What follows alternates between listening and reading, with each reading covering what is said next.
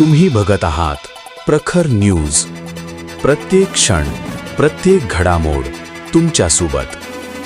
आताच्या या घडीतली सर्वात मोठी बातमी आहे सटाणा शहरातून. सटाणा शहराजवळच्या साक्री शिर्डी राष्ट्रीय महामार्गावर झालेल्या भीषण अपघातात एका व्यक्तीला गंभीर दुखापत झाली आहे. रस्त्याच्या कडेला उभे असलेल्या व्यक्तीला भरधाव मोटरसायकलने जोरदार धडक दिल्यानं त्यांच्या पायाला 3 ठिकाणी फ्रॅक्चर झाल्याची प्राथमिक माहिती समोर आली. सटाणा शहराजवळच्या विरंगुळा हॉटेलसमोर साक्री शिर्डी राष्ट्रीय महामार्गावर हा अपघात घडला आहे.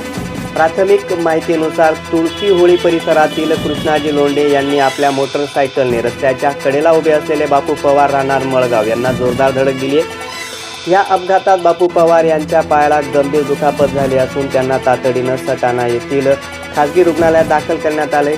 उपचारादरम्यान त्यांच्या पायाला 3 ठिकाणी फ्रॅक्चर झाल्याचं डॉक्टरांनी सांगितलं.